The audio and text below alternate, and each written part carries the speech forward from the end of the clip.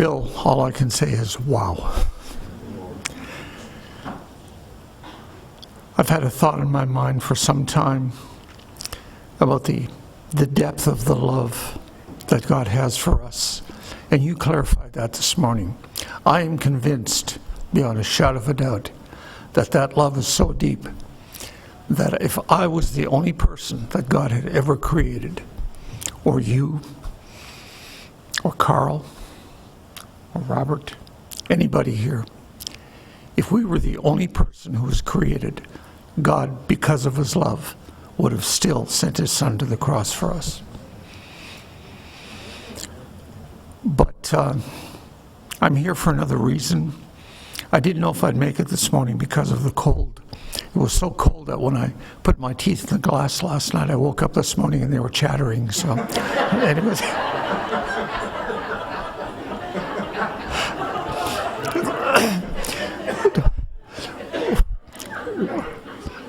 Wednesday night I shared with you a need, and Phil reinforced it a few moments ago when he said, my brother or my sister has a need, and we attend to that.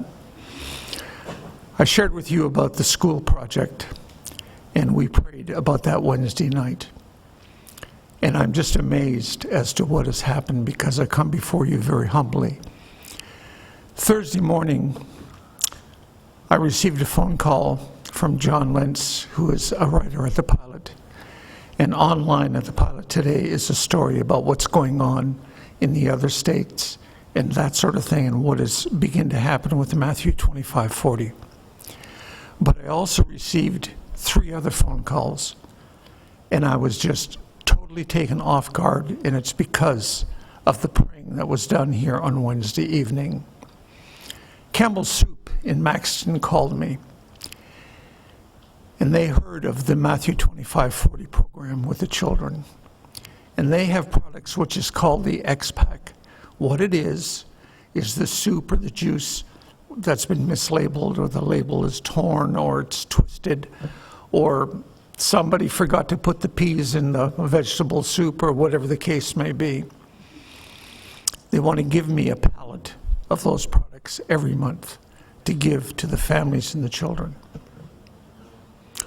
Walmart, Richard Johnson, the general manager, called me about 1 o'clock, and he said, Ken, we've been walking with you through this program, and I need you to come to my office today.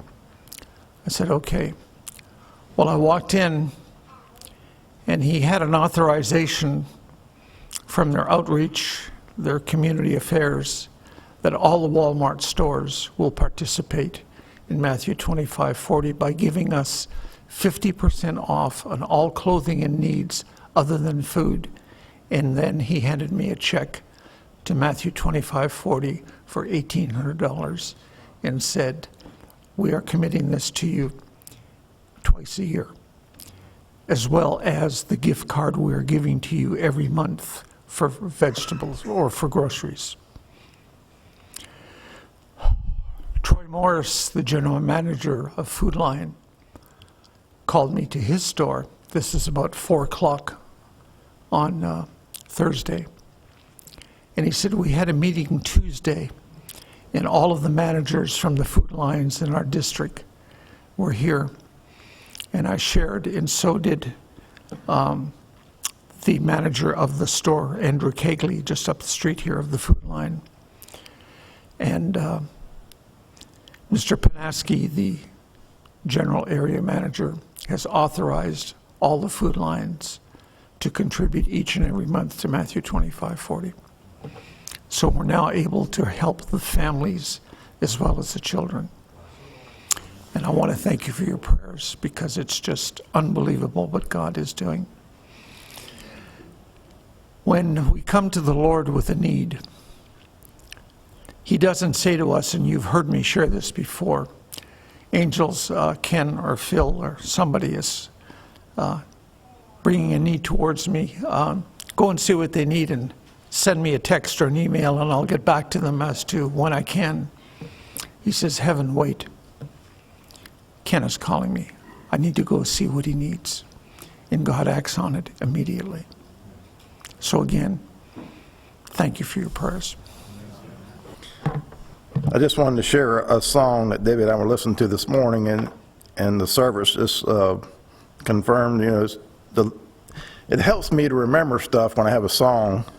And that's why, when people are advertising things out in his world to sell us, they put a little jingle to it and you remember it. So hopefully this will help everybody remember. And it's a familiar song. I hadn't really listened to it in quite a while, and it came back to me this morning, and I shared it with Byron a couple weeks ago, and saying that I think it'd be perfect for him to sing it and play the guitar, because he has a talent there. But it's Casting Crowns, Come to the Well is the name of the song. I just want to read the words, and hopefully that this will help us all remember it, the service this morning. And what the Lord's telling us over and over, it starts off by singing it 4 times, leave it all behind, and we have to leave our baggage behind. And this is the Lord speaking to his people. He says, I have what you need, but you keep on searching. I've done all the work, but you keep on working. When you're running on empty and you can't find the remedy, just come to the well. And he told the woman at the well that he was the living waters. And that's what he wants us to come to. He's the only one that has living waters. And we can go drink from all kinds of other sources, but it's not going to give you that life-giving water. The next verse says, you can spend your whole life chasing what's missing, but that empty inside, it ain't going to listen. It says, when nothing can satisfy and the world leaves you high and dry, just come to the well. And the chorus is, and all who thirst will thirst no more, and all who search will find what their souls long for. The world will try, but it can never fill, so leave it all behind and come to the well. And the last verse says, so bring me your heart, no matter how broken, just come as you are. When your last prayer is spoken, just rest in my arms a while. You'll feel the change, my child, when you come to the well. Just had one little thought I wanted to share here with what the Lord's given us this morning. I was thinking, when we come to him, it's so much more that we find than just the acceptance, that he loves us. I was thinking about with Esther, you mentioned that as an example of her being afraid to come and sort of leaning back, what's he going to think of me, what right do I have, and came in, if the king didn't hold out the scepter, it would be her life. And when she came in, he did extend the scepter to her. He showed her that she was accepted, she was welcome to be there, but it didn't stop there. He then said, what can I do for you? He said, not only am I glad to see you, whatever you want, if it's up to half the kingdom, I'll give it to you. It's so much more that we have than just knowledge that we can come, but that when we come, his love is there to meet the need, whatever the need is. It's not just that acceptance and that peace, it's power to change and to help. And I was thinking just with what Brother Ken just shared with us there, doesn't he say in his word that prove me now and see if I won't open the windows of heaven so much, pour out a blessing so much that there won't even be room to receive it. That's the kind of God we have. He doesn't just tell us to come and I won't chew you out, I won't send you away, I'll accept you, but also come and there's everything you need right here to meet the need. That's a wonderful example of him meeting a need and doing exactly what he said he'd do. If we put him to the test and prove him in faith, he's pouring out blessings so we don't even have room to receive it all. Just like the disciples, let your net down, and they can't even pull the net in for the fish that are in it. It's a wonderful thing to be in his hands. I thank him that he's everything we need today.